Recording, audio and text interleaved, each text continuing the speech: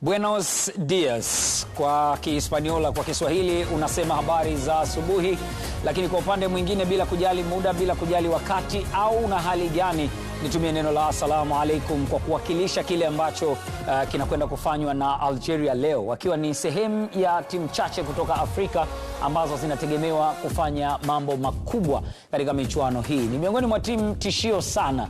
Bila kujali wakati, nikukaribishe kwenye matangazo haya moja kwa moja, tukiwa tunakwenda kuangalia mchezo wa kwanza kabisa wa kundi J.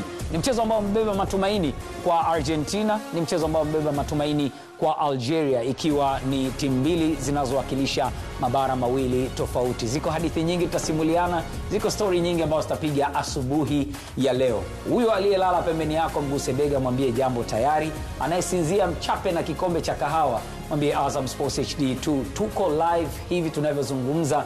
Matangazo haya mbashara, tunakwenda kuangalia mchezo muhimu zaidi wa siku uliobeba hadithi nyingi zinazovutia hapo ndani. Katika mazungumzo ambayo tutayafanya leo hayatanoga kama sitakwambia paneli ina nani na nani. Niko na kocha Othman Bemelengo, ni kocha wa timu ya vijana ya Azam Football Club. Si mgeni sana kwako, lakini pia ni miongoni mwa wachambuzi ambao walipikwa wakapikika kutoka katika studio hizi za Azam TV. Pembeni yake ni undisputed heavyweight Georgie Joe. Viko vitu vingi sana tutavizungumza kwa ukubwa wa namna yake kuhusu mbinu na historia mbalimbali na kile ambacho kinahusu mpira wa miguu utakikuta hapa.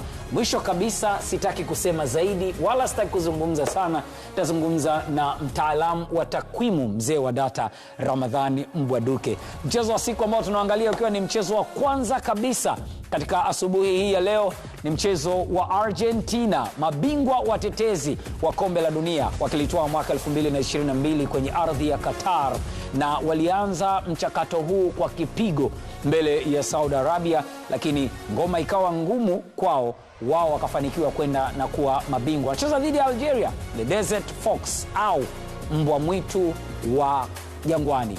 Wamebeba matumaini makubwa kwa upande wa timu zinazowakilisha Afrika katika michuano hii kwenye fainali za 23.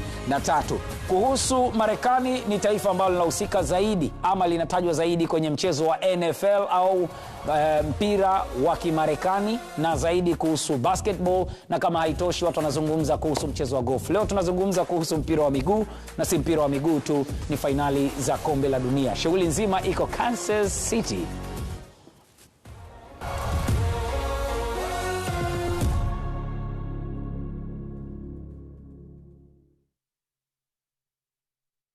Kansas City Stadium ndio mchezo unakopigwa kwenye mji na uwanja ambao umepata heshima ya kuwashuhudia mabingwa watetezi kwa mara ya kwanza kabisa wakiwa wanatupa karata yao msimu huu. Kumbukumbu zinatupeleka mwaka 2022 walipocheza mchezo wa kwanza na wakapoteza mbele ya Saudi Arabia, lakini mwisho wa siku wao ndio walikuwa mabingwa. Mwaka huu unakwenda kuwa na hadithi gani? Je, Lionel Messi atavaa taji lingine la dhahabu?